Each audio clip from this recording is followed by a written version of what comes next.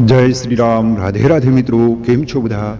આપણી ગુજરાતીમાં એક કહેવત છે ને કે જેવું ખાઈએ એવા થઈએ. વાત સાવ સાચી છે. ખાસ કરીને જ્યારે આપણી ઉંમર વધવા માંડે, 70 વર્ષ પછી શરીરની કામ કરવાની રીત થોડી ધીમી પડે, રોગ સામે લડવાની શક્તિ ઘટે અને હાડકા, સ્નાયુ અને પાચનતંત્ર પણ નબળા પડી શકે.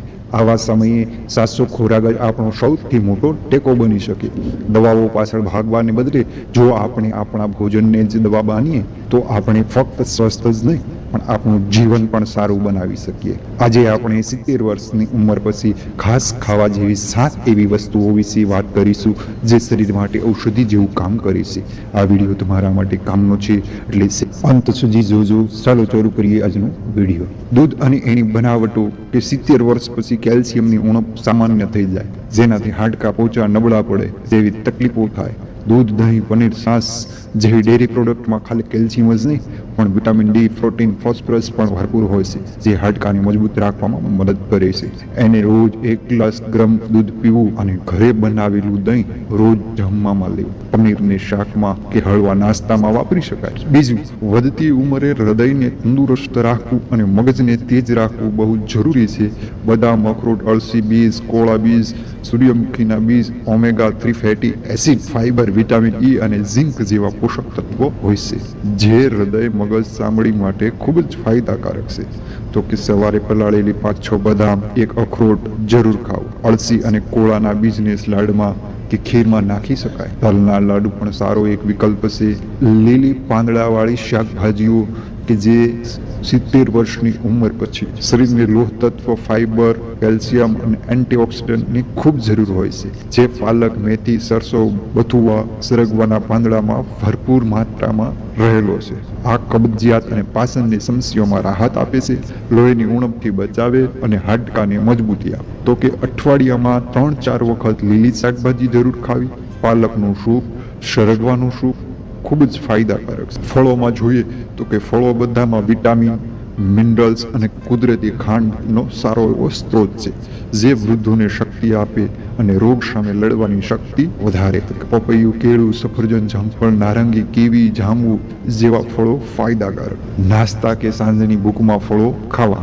જ્યુસ ને બદલે આખું ફળ ખાવું વધુ સારું, કારણ કે એમાં ફાઇબર વધુ હોય છે. ડાયાબિટીસને નોંધ એ લેવી કે ડાયાબિટીસના દર્દીઓએ વધુ ગળ્યા ફળો જેમ કે દ્રાક્ષ કે કેરી મર્યાદિત માત્રામાં જ લેવું. આખા અનાજ અને જાડું અનાજ. તો કે 70 વર્ષની ઉંમર પછી મેંદો કે પોલિશ્ડ ચોખા જેવી રિફાઇન્ડ વસ્તુઓથી દૂર રહેવું. એના બદલે જવ, બાજરી, રાગી, જુવાર, બ્રાઉન રાઈસ જેવા જાડા અનાજ પચવામાં સહેલા હોય અને શરીરને વધુ જરૂરી ફાઇબર, આયર્ન, મેગ્નેશિયમ આપે. આ સુગરને કાબૂમાં રાખે, કબજિયાત અને ગેસની સમસ્યામાં રાહત આપે અને શક્તિ આપે છે શરીરને. રોટલીમાં ઘઉં સાથે થોડુંક જાડું અનાજ મિક્સ કરીને લોટ બાંધવો.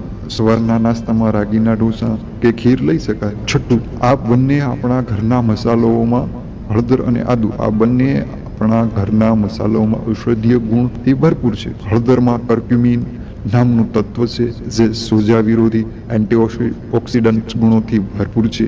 આદુ પાચન સુધારે છે, સોજો ઘટાડે અને શરદી ઉધરમાં રાહત આપે. એને લેવાની રીત કે દૂધ હળદરમાં નાખીને પીવું, જેને ગોલ્ડ મિલ્ક કહેવાય. સવાર આદુનો ટુકડો મધ સાથે લઈ શકાય.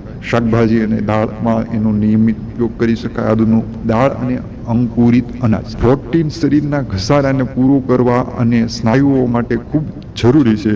દાળ એની શ્રેષ્ઠ સ્ત્રોત છે. ચણા, મગ, મસૂર, રાજમા, અડદ જેવી દાળોમાં ભરપૂર પ્રોટીન, આયરન, ફાઇબર હોય છે. અંકુરિત અનાજમાં એન્ઝાઇમ્સનું પ્રમાણ વધે છે, જેનાથી પોષક તત્વોનું શોષણ વધુ સારું થાય છે. અને રોજ લેવાની રીત કે બપોરે કે રાતના ભોજનમાં 1 વાટકી દાળ જરૂર લેવી.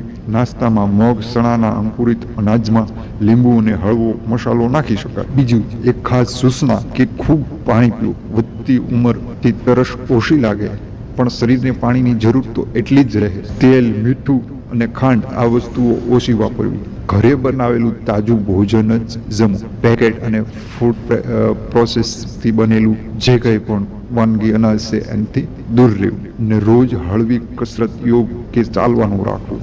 મિત્રો, આ 7 વસ્તુઓને તમારા રોજિંદા આહારમાં સામેલ કરીને તમે ફક્ત રોગોથી જ દૂર નહીં પણ તમારી શક્તિ, માનસિક શાંતિ અને ખુશીને પણ જાળવી શકશો.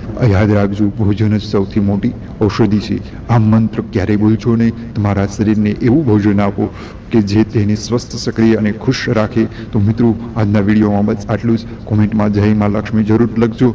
ને રાધે રાધે અને ફોલો કરતા જજો. જય